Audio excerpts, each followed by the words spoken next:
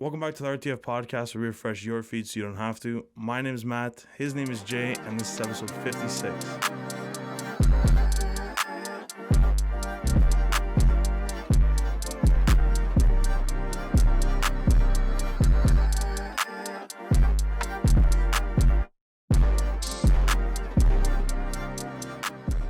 Jay, my brother, welcome back. It's good to be back, bro. It's been a while since I last been here. Damn right, bro. It's good to have you. We were just talking, or just chatting up, catching up a bit before we started. I wanted to first, obviously, welcome back, and second, I want to say it's finally good to have somebody that is of like mind on the podcast. Not to say that anybody else isn't, but we sort of do similar things, tasks, and have similar ideas, right? Yeah. So, first thing I want to talk about was things new with you, what you've been doing. I've been keeping up with you on social and shit like that. So, and like texting, things like that, DM me. I want to know what's going on and what you've been doing, because there's all kinds, right? Yeah.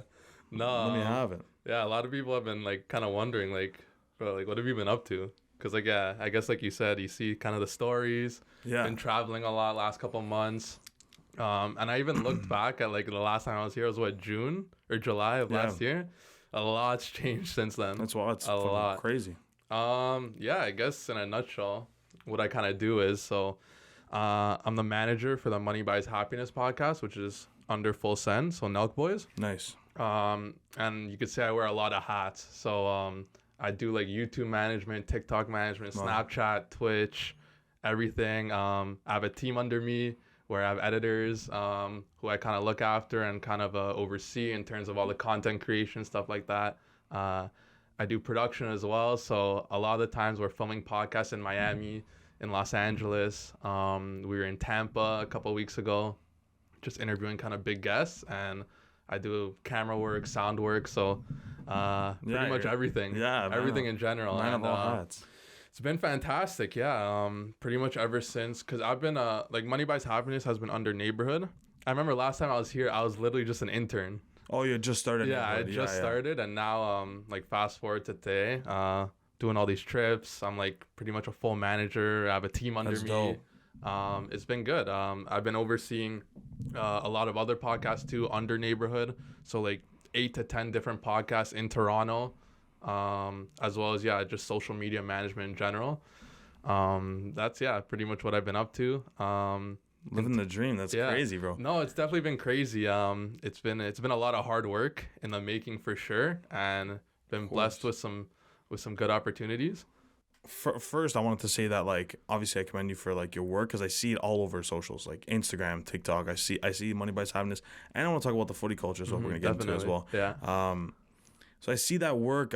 Like, there's some serious, like, big names on the podcast, right? Like, it's no joke, right? Like Adam 22 recently, and some other big and like crazy names through Nelk and whoever else.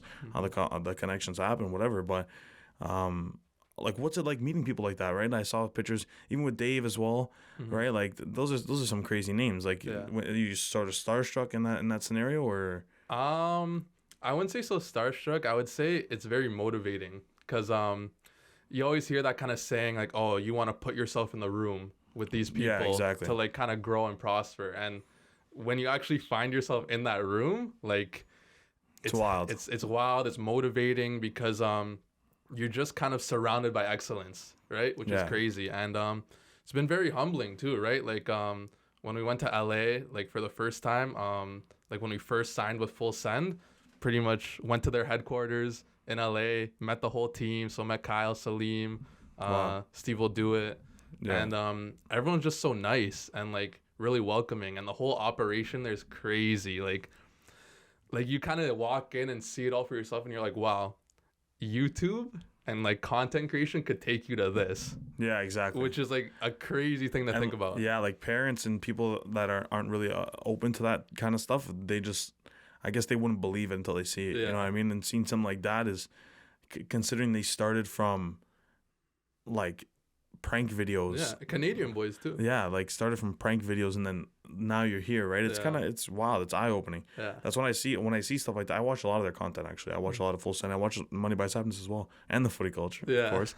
But I see that stuff, and, right, like, you watch the development, and it's people like us that take that content to the next level. Mm-hmm. You know what I mean? Like, and I'm sort of, I experience it every day when I meet people that are, they have the talent, but they don't have the production knowledge, or they don't have what it takes to like distribute that content, right? They don't know that it has to go on all these platforms. They're like, yeah, I have a podcast on YouTube, or I have a thing on YouTube, and it's not really like, you should be like YouTube, Instagram. This should be everywhere. Like, you know what I mean? Like, people don't get like the extra behind it. And I guess it's because a mix of a lot of things. I've done a bit myself, but as well as like, I've been open to a lot of like mentors through YouTube and things like that preach every platform, more content, more and more. You know that saying, right? Yeah, so a big thing on that is value, just providing value in any way possible. And even to add on to, like, a lot of people have the talent, right? But a lot of people either don't want to take the risk, don't want to take the sacrifice. Like, for example, like I highlighted a little earlier, in the beginning, I was working for free, right? Yeah, exactly. Like, I was doing free work, internship, just to build my name, build my skills, and just learn, right? And a lot of people, like, they have their passion, they have kind of what they want to do, but they're not willing to take that risk and maybe leave that kind of like job that like is just kind of paying day by day, paying the bills day by day, and it's just kind of mindless work, right? Like, you don't feel fulfilled or like motivated by it. But I always say that if you work hard and do what you love to do, the money will come. Yeah, exactly. I preach that as well. That's a big thing for everyone that comes on the podcast. Everyone seems to have like the same motive, because we do a lot of like content creators and things like that here. But again, let's talk about the footy culture for a little. You haven't really. It's still going. Like, were you the heart of the footy culture from the beginning? You were doing a lot of the behind the scenes work as well, no? Yeah, and shout out my team. Just to introduce footy culture, I guess, for people that don't know. It's like a whole, I guess, football, soccer based media brand. So we do podcasts, videos, vlogs, as well as products called Footy Fresh, which are air freshers. I brought one here actually. It? Oh, it fell off my thing. No, it's okay. It's okay. But I wanted to talk about that. Yeah. So we have Footy Fresh air freshers, which are like based off like legends and current like soccer players. And from when I brought the one to you there at our last podcast to now, like, then we were pretty much exclusively online, and now we're in retailers across Vancouver, Montreal, Miami, Chicago, Calgary, Virginia. So nice. It's I've done a lot of outreach in that sense, in terms of trying to get into retailers, because online's great, but when you have that retail presence, even just content wise, it's so much better. Like, every time I send a retailer a fresh package, I get them to take a photo of it in their store to send to me, and some of them even like make reels, make content out of it. And that's just content for us, right? It's easy money. And shout out my team, James, Matt, Dan, Dave, Chris. Footy culture's been growing, Footy Fresh has been growing, and it's just the beginning, right? Yeah, that's dope. I've been keeping up with it as well. It's still going like very strong, right? So you say you describe it more as like a media like brand, right? It's not, most people would have thought of it as just a podcast originally. Like, aside from Thing, I know you've also been, or the team as well, have been doing more than just social content creation, right? Like, even like you were telling me, I remember those events you guys do as well. Do you guys still do those? The like turf sessions, like turf sessions. But even recently, there was like this big like soccer expo downtown. It was like a bunch of like TFC was there, like Canada Soccer, and it was like vendors. It was kind of like the CNE, but like for soccer. And we had a booth there for Footy Fresh, and it was a success. Like, everyone loved it. We made a good amount of money, a lot of connections, and so we do events on top of streams, podcasts, of course, videos in general, and just the more content, the better, right? Yeah, exactly. I wanted to ask you, like, for those who are watching who are interested in content creation and marketing to a certain extent, what sort of like any advice or anything you would recommend in a way that could say this could almost improve your brand or improve your outreach or improve your or broaden your audience or anything like that along those lines? What would you recommend in a way that you think that's worked for you in the past? I would say find your niche and be open to learning, right? And learning from other creators as well. Like, for example, I remember we were having a chat once, me and you. I think it was at NYSL. North York Probably, Soccer League. yeah. Shout out Michele and Matteo. Great league. But yeah, we were talking about like photography, and you were saying how much you love the editing part of photography, Yeah. like Lightroom. And at the moment, or at that time, I didn't realize that, right? Like I was taking photos and whatnot, but I didn't appreciate the art of like editing the photos, like touching them up. And you actually inspired me at that point. And Appreciate that. I realized like I love doing it now. I love editing photos. Dope. I think it makes it so much better. So that's one thing. So always be open to kind of learning and like being inspired from other creators around you. Yeah.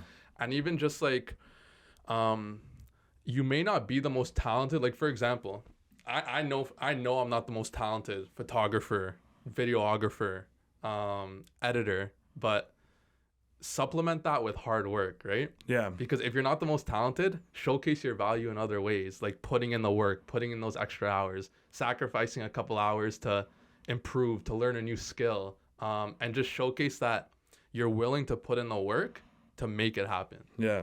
Because a lot of the times, even for myself, it's always been like for a long time, if not, like you're not always going to have a team, right? You're not always going to have people to work with, and you've definitely gone through it as well. It's going to be a solo mission for a good time, right? Hopefully not a long time, but a solid time, you know what I mean? Yeah. And it's going to, like, it takes a while, right? So, and I'm not saying that, like I'm still on my solo mission, right? I'm still trying to figure out exactly what I want to do, and everyone's part of a different pathway, but I still think of it as the time you spend on your solo mission is what distinguishes you amongst the others when you're in the group, right? So what you're doing during that time is like, it speaks, like, you know, it speaks. And if you're doing the right things and you're not lacking and you know you're putting in the work, it'll translate to when you get to a group setting and everyone's like, oh, what is that? And then you're, you know what I mean? Like you're above that, because you've come that way. I love that. And to add to that, sorry, a lot of people like kind of almost hate on like people who are like putting in the work for their passion. Yeah. I'm not sure if you noticed that before. Like I noticed this especially like here in Toronto. Like I have an example. Like for example, we're in Miami, like we will go to the gym every now and then, right? And you walk into the gym and like a lot of people are like recording like their workouts, like recording content, like full on cameras, tripods, which is dope. Like it's encouraged, like it's almost like, yeah, it's very appreciated. I feel like, let's say you go to like a Good Life here in Toronto. Everyone will be like, you're crazy. You're going to be getting looks. Yeah. Like you're going to be getting whispers. People are going to be like, what are you doing? And it's like, I'm working on me, you know? Yeah, exactly. I'm doing what I love and I'm making an effort. And I feel like it's the people that are hating are like the people that don't like what they do. Yeah, exactly. You know? So I really appreciate that you said that. And it's like you're putting in the work for what you love to do. Yeah. So what's like the cultural maybe differences that you've experienced in like Miami? Because you've stayed there for a bit, like a nice chunk of time. What's like the longest you've been there for? I went 4 times in the last 6 months, and the longest chunk was 3 weeks. Oh wow. So that's a decent bit. Yeah, definitely a trip, right? So you've definitely experienced like the culture and LA as well, right? So what's sort of like the difference besides like what you just said there? Yeah. And yeah, like I mentioned, I feel like there's a lot of like motivation, especially in Miami. When you head to Miami, there's a lot of hardworking people. Everyone's grinding. Just people kind of getting at their craft. There's a lot of networking. People putting other people on. Yeah. Which you don't really see in Toronto for some reason. Like I feel like there's a lot of jealousy. Yeah, a lot of like hidden agendas within personal like. That I it's almost like always a competition. Yeah. You know what I mean? Like people aren't always as, don't get me wrong, there's definitely some people that are willing to collaborate, and right? But I feel like there's, especially in LA, because I've had, Julian Falcone. Of course, yeah. Yeah, he's come on the podcast as well when he was living there, when he came back from LA, and he said that like there's such a like open difference between what people think of collaborating and helping each other out and being content creators instead of a content creator, like individual. And like it's like, imagine that was like here and other places along the world, like what we'd have, right? Like you just start to think like, if everyone had that sort of mindset, that's why great things come from LA, great things come from Miami, great things come from, don't get me wrong, great things come from here too, but like you can notice the difference, I guess, if that makes sense. It's a mindset thing. Like when you go to Miami and LA as well, people like they just show love. Yeah. Like there's just like a growing, grinding mindset there. like for example, on Money Buys Happiness, we had these like realtors on the pod from Miami, like millionaire realtors. From that podcast, just built a genuine connection. This podcast was like months ago, and built that connection. Continued chatting, continued building together. And when I was in Miami a couple of weeks ago, he invited all of us to his box seats at the Heat game twice. Oh yes, I saw you. I saw you posted about that. And that doesn't come like without like the collaboration, without the showing love, without building each other up, right? So when working together and helping put others on, as well as yourself, but also helping to put others on. Exactly. So many good things could come from it, right? It works, and good opportunities. Right? Exactly. I want to talk about thing as well. So I think it's Anthony and Ernesto are the two hosts. Yes. Right? So what's your sort of like relationship with them? I know Anthony was part of Neighborhood as well. Yeah, both of them. Both of them. Yeah, they're both owners of Neighborhood. Oh, dope. Yeah. So that's how you met them, and that's how things started like that. Yeah. I DM'd Ernesto like I guess a year or like in July last year, June, just kind of like wanting a job because I seen they were doing dope things. They're having like big billboards downtown. They were making dope content, and they were young and energetic. So I rated that. I resonated with that. So I reached out like cold DM on LinkedIn, and got the internship, started working for free, and then just gradually have been keeping building. And like those are my guys, honestly. Yeah, it's dope. I can't thank them enough for all the opportunities they've given me, the positions they put me in, the relationships I've been able to grow because of them. And they're just dope guys. They're really motivating, and they're really just they provide so much value to me in terms of like being able to grow like as a person as well. Oh, dope. Yeah. Yeah, I think that's what separates like the good from the great, right? When people can like actually talk to you and resonate with you on a like within any work, right? When people can actually like sit with you and just talk and whatever, it's not hey, yo, I need this deadline by this time and this, and then that's it. And then like for me, the big teller is if I can chill with you outside of whatever we may be doing. Exactly. That's like the biggest thing, you know, like that's like beyond what anyone can say about a workplace relationship is when I can actually be like, yo, what are you doing like Thursday? We're going to watch a Leafs game or whatever, like after, right? Like when you can do something like that, it goes so much further than just work. Exactly. Right. So if you have a relationship with those guys, that's actually really that's really dope, and I really commend you for that. Yeah, like I've been practically living with them for like a lot of the time of these past like 6 months, right? Within Miami, LA, and whatnot. So of course the relationship's growing, and they really put me on. They put footy culture on as well. Like I know Ant has come on the pod before, and just always showing love and helping build the brand, and that's how loyalty comes, right? Yeah, exactly. Like for example, like when I first joined Neighborhood, they pretty much told me like, not in these exact words, but like stick with us and trust me, this will pay off like a stock. Yeah. Right. And I believed it. Like I believed in the vision, and you have to buy in. That's the biggest thing. You have to buy into the vision, which is what a lot of people don't do. And I think I'm a good example of that because I bought in as a free employee, and then now I'm taking all these great trips. I'm meeting all these great people, and it's something I'm really grateful for, but that doesn't come without me buying in, putting in the work, and seeing the vision. Yeah, exactly. Well, that's like starting from the beginning, right? No one's gonna.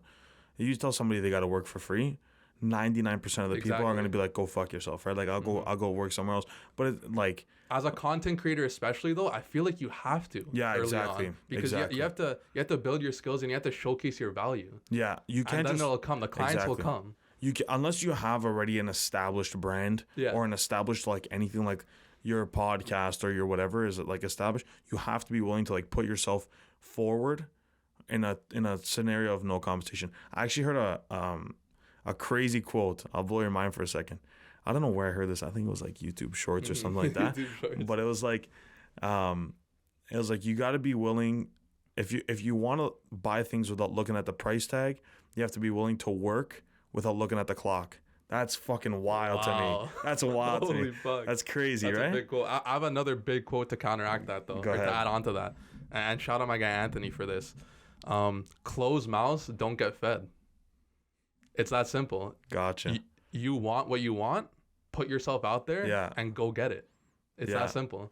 That's true. That's fucking true, man. Yeah. Yeah, but we all experience that, right? We all experience that, like, And I think the biggest disadvantage to being in sort of a field like that is like if you're not outgoing.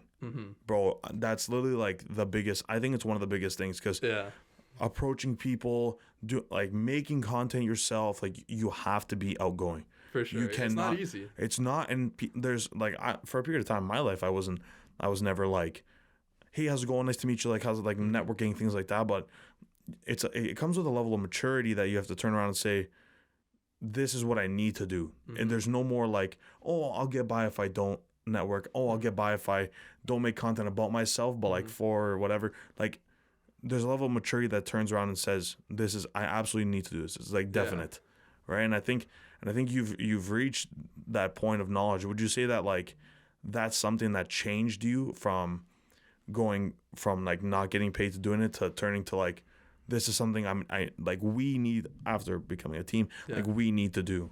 Definitely. And like you said, even I sometimes struggle with that, and it's something you have to build up, like just kind of having the guts to put yourself out there, because it's not easy, right? Like you have all your high school friends on Instagram, and sometimes like you're putting yourself like out there, like you might feel like you might get some criticism sometimes, and like sometimes it's a tough pill to swallow, but at the end of the day, if people see that you're putting in the work and that you love what you do, then they really can't say much. Yeah, exactly. So even going back to like, that's funny you say that, because I've always preached this, and like I've heard it through actually like big mentors of mine, that like when you post something on Instagram, whether it's a reel or YouTube, it's a short or something like that. So the big like thing behind it is, it may get 1,000 views, but it's only gonna get like 100 likes for that 1,000 views. Maybe not even that many, right? So the meaning behind that I really take away from it is, not many people may be liking your stuff, but they're definitely watching, right? Yeah. Like that's, to me, that's mind blowing, because like you, like people are looking, people are observing, people know what you're doing. They may not like it, but they know what you're doing. Yeah, and even less than that. Let's say 100 people. You think about it. Let's say you put 100 people in this room. First of all, you wouldn't be able to fit that. Yeah. But let's say you get a group of 100 people. That's 100 people watching your stuff. Exactly. Like that. Like you get 100 people. Like that's a big number, right? It is. And like it may be a small number, like in retrospect, in terms of your goals, your dreams, but you got to start somewhere, right? And to have 100 people watch you, appreciate you, and look into what you're doing, it's a start you can't overlook. I know, and that's sort of like where I'd like to, like that's motivating for any of us, right? So, seeing that, I also wanted to get into a little bit with, aside from your relationship with Thing, I want to know what sort of the deal or what went down with like the big name of Nelk, right? Like you talked about it a little bit, but I want to know, like you said, what the headquarters was like there, and what does that scenario sort of go as? You know what I mean? Like, do they hop on the pod? Do they obviously they were on. I know that, but like, what did they approach you with and things like that? Yeah, so it started with I know the guys were like DMing Kyle. This was in like early in the year, just like DMing him bare, like constantly reaching out. Come on the pod. Come on the pod. Come on the pod. And that goes back to my quote: closed mouths don't get fed. Yeah. They didn't DM him once. They DM'd him 100 times. And at one point, like, he finally answered. He's like, yo, like, let's do it. So they made it happen. I think it was in April or May. They shot an episode with Kyle in Miami, and Kyle fucked with it. The episode got like 2 million views on YouTube, I think. And Kyle fucked with it. He fucked with the pod. He fucked with the production, the energy, everything, right? Yeah. And eventually, like, talks continued, and then Kyle wanted to get Money Buys Happiness under the Full Send umbrella, right? To be like the first podcast under Full Send, kind of in like a Barstool kind of way, like all the podcasts they have under. Yeah. And essentially, Money Buys Happiness is presented by Full Send, and Full Send helps get big guests, helps make merch. That's dope. I want to talk about Happy Dad as well. Yeah, Happy Dad as well, like promotions, sponsors. They've been helping the pod get a lot of big sponsors. On top of the guests, right? Like interviewing all the Nelk guys, Kyle, Salim, Osgod, as well as like, just helping get big guests like Pooh Bear. Pooh Bear, for those who don't know, he pretty much writes all of Justin Bieber's music. And to highlight that, we actually filmed that at his condo in Miami. Fucked, bro. Really? His condo is like records all over like the ceiling, huge like loft like Holy setup, shit. like 3 balconies. Holy fuck. Insane. Like you're really really a sight to see. It was crazy. Yeah. But yeah, Full Send pretty much just helps big up the podcast, help it rise, really promote it, and yeah, it's been going really well so far. That's it's fucking sick to hear. It's actually like crazy, but have you tried Happy Dad? Yeah.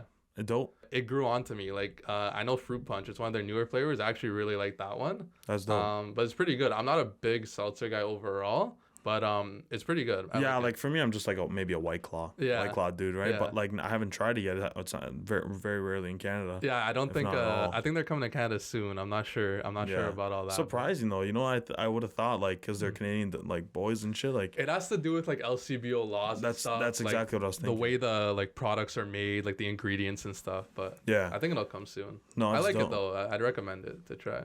Yeah, and it's sick, and you could see like even on reels and things like the logos burnt in and like presented by Full Send, right? Like when you're under like an umbrella like that, I don't know if there's any like certain restrictions that comes by it, but the biggest thing is like when you see like people generally associate Full Send with a certain culture and like what like type of well-being or whatever you want to call it, whatever it is.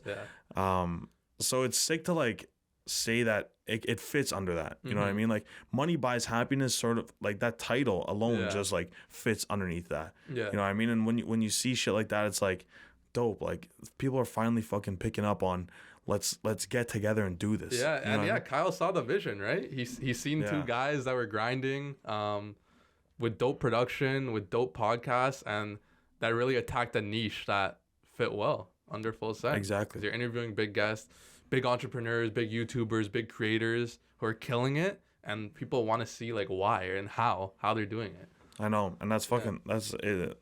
It's dope, and to be a part of it as well. I bet it's pretty crazy, right? We were talking all the specifics and things like that, but you consider yourself pretty big production influenced guy, right? So you do all that behind the scenes work, and the way I like to think of it is sort of like you orchestrate in a way, right? So seeing that and being a part of it must be surreal definitely to like chop up and deal with other people on the team and work, right? So I want to commend you for that again. It's dope, and it's amazing that I had you here today.